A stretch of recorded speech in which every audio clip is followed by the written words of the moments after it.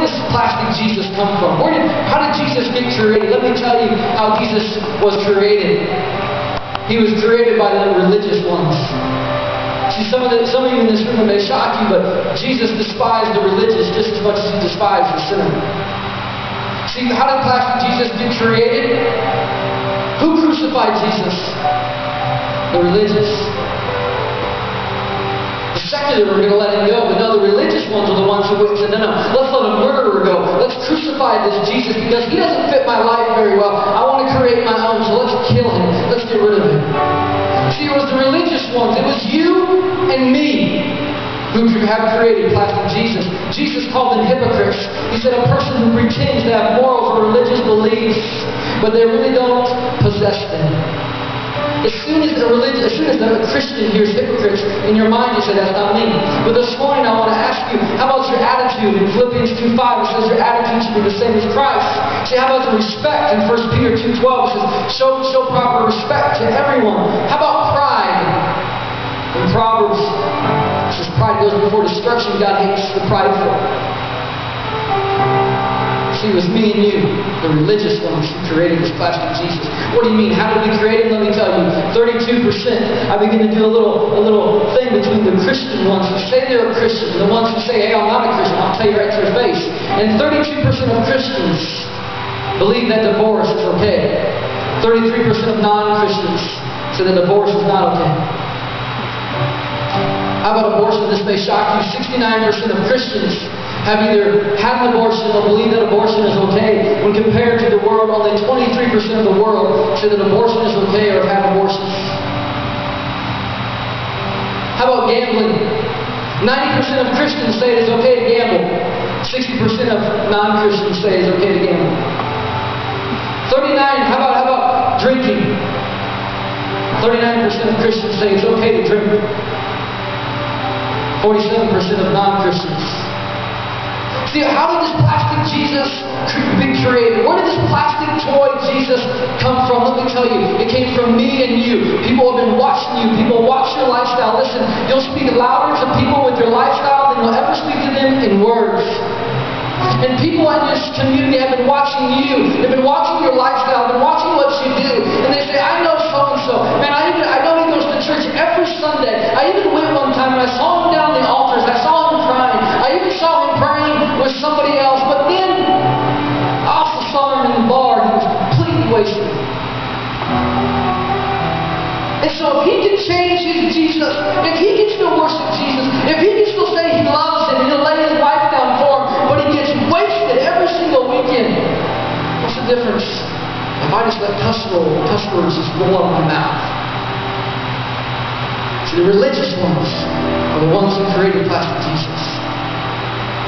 And Christians who come to church and they sit down, they go to the front row and they love each other, and the mom and dad, they love each other, but then somebody goes to their house and they act totally different, and the dad totally just brings down the mom every chance he gets and looks at him and says, I might as well just go get a divorce.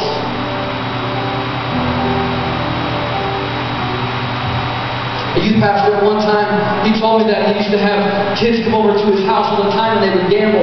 At first it started out for fun and they had some money and they just got, they began to have money and the money began to grow and, they would bet, put a lot of money on the table, it was fun. And a few weeks down the road, this kid that he used to gamble with that was in his youth group, the youth pastor found out that he was doing drugs. And so the youth pastor calls him into his office and says, hey man, I got to help you. You can't quit playing around with these drugs. These drugs are going to kill you. These drugs are going to ruin your life. And the student looked across the desk of the youth pastor and said, what's the difference if I gamble with drugs and you gamble with money? See, we're the ones who created this plastic Jesus. See, God says in His Word that I've called you to be set apart. God didn't say I called you to be 99% set apart. God didn't call you, I told you to be 80% set apart. So then you can go do this whatever you want to. You can just take my eyes out. You can take my ears out. And you can take my feet off because there's places you don't want me to follow you where you go. And you can just change me around. That's why I said that you can be 99. No, He said I called you to be set apart in the world. He said I called you to love the world. I called you to be in the world. But I called you not to be like the world. See, as I look at the campaign, and I look at Obama, and I look at McCain, and they always are talking to these different voters who they're going to vote for. The thing that they come, if you listen, the thing that always comes out of their mouth that tells you right now our society is looking for something different is they always say, well, 3 months ago Obama said that he was going to do this, or he stood behind this. But now Obama changed his mind. He's not going to stand behind this. McCain said he's going to do this. He's going to stand behind this. But now 2 weeks later, McCain's not. You know what they're looking for? Someone who doesn't waver. Someone who doesn't say, I do this. Oh, no, wait. No. They're looking for someone different. They're looking for people who will stand up and say, this is who I am. This is what I believe in. This is who lives inside of me. And I don't care what goes on around me. I know who lives inside of me, and I will not change. I will not waver. The world is looking for men and women that are marked. The religious ones are the ones, see, it was me and you that created this plastic Jesus. The one that I saw, listen, you want to do a little experiment, look up plastic Jesus, Google it. You'll be surprised of all the things that he pops up on. How did this King of Kings, this Lord of Lords, that never felt any temptation, that's so loving, that's so holy, that is so pure, how did he ever get to be a sex toy? How did he ever get to be a guy holding a Budweiser in his hand? Because the world who doesn't know him had been watching people who say, I love him. I'll lay my life down for him. I'll even lay hands on people and watch him heal them. And the world has been watching and say, well, if they can do that and then do that in their life, I can move and change this plastic Jesus around to fit my life, and I can do whatever I want to do. And so Jesus has become just a plastic toy joke to our society.